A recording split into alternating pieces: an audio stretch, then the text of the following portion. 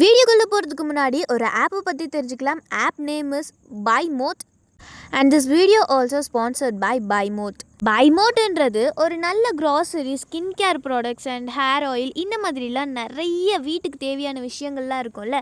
So அதை வாங்கிறதுக்காகவே இருக்கிறது. இது ஒரு ஷாப்பிங் மாதிரி.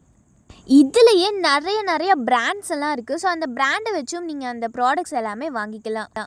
அண்ட் டீல்ஸ்ன்னு ஒரு ஆப்ஷன் இருக்குல்ல, ஸோ அதை கிளிக் பண்ணிங்கன்னா இப்போ ஒரு 1000 ருபீஸ்க்கு இருக்கிறது ஒரு 100 ருபீஸ் மாதிரி தருவாங்க. ஸோ இந்த மாதிரியும் நீங்கள் வந்துட்டு டீல்ஸில் போய் பை பண்ணிக்கலாம்.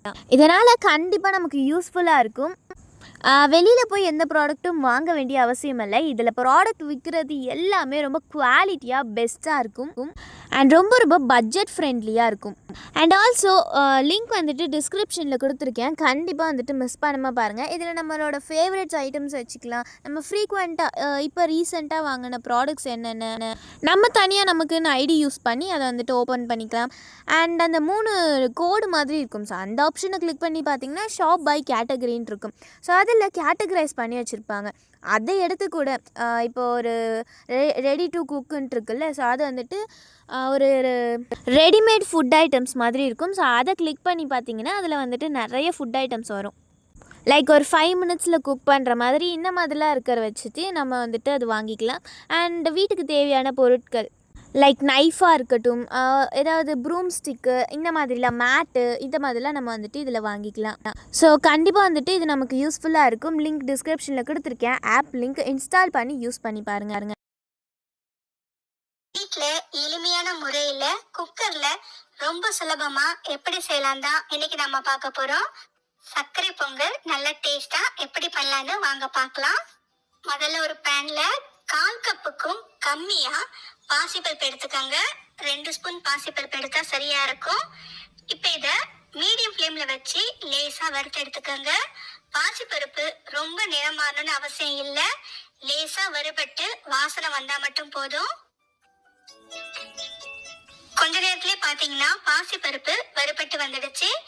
இந்த சமயத்துல நாம எந்த கப்பால பாசிப்பருப்பு அளந்தீங்களோ அதே கப்ல 1 கப் அளவுக்கு பச்சரிசி சேர்த்துக்கோங்க. பச்சரிசி சேர்த்துட்டு ஸ்டவ் ஆஃப் பண்ணிடுங்க.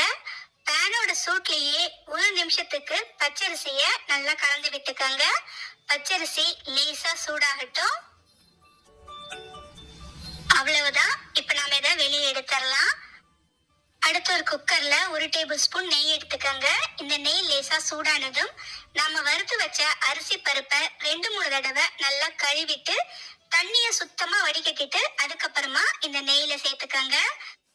முடிஞ்சா அடுப்பை லோ ஃப்ளேம்ல வச்சு அடி பிடிக்காம நல்லா கலந்து விட்டுக்கோங்க. இல்லைன்னா ஸ்டவ் ஆஃப் பண்ணிட்டு இந்த நெய், பருப்பு, அரிசி எல்லாமே நல்லா சேர்ந்து வர மாதிரி கலந்து விட்டுக்கோங்க.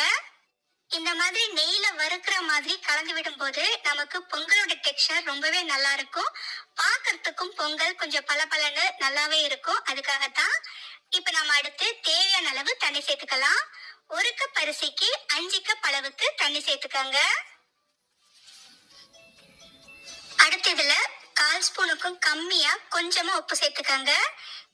இப்ப குக்கரை மூடி போட்டு அடுப்பை மீடியம் ஃப்ளேம்ல வச்சு ஒரு 3ல இருந்து 4 விசில் வேக வச்சு எடுத்துக்கோங்க. அதுக்குள்ள நாம சர்க்கரை பாகு ரெடி பண்ணி எடுத்துட்டு வந்துடலாம். அதுக்கு ஒரு பேன்ல எந்த கப்பால அரிசி அளந்தீங்களோ அதே கப்ல 2 கப் அளவுக்கு பொடிச்ச வெல்லம் சேர்த்துக்கோங்க. கூடவே 1/2 கப் அளவுக்கு தண்ணியை சேர்த்துக்கோங்க. அடுப்பை மீடியம் ஃப்ளேம்ல வச்சு இந்த வெல்லம் தண்ணியில நல்லா கரையிற வரைக்கும் கலந்து விட்டுக்கலாம். பாகுபதம் எதுவும் தேவையில்லை. வெல்லம் தண்ணியில நல்லா கரைஞ்சி வந்தா மட்டும் போதும். இப்ப பாத்தீங்கன்னா வெல்லம் தண்ணியில நல்லா கரைஞ்சி வந்துடுச்சு. இப்ப நம்ம இதை வெளியே எடுத்துடலாம்.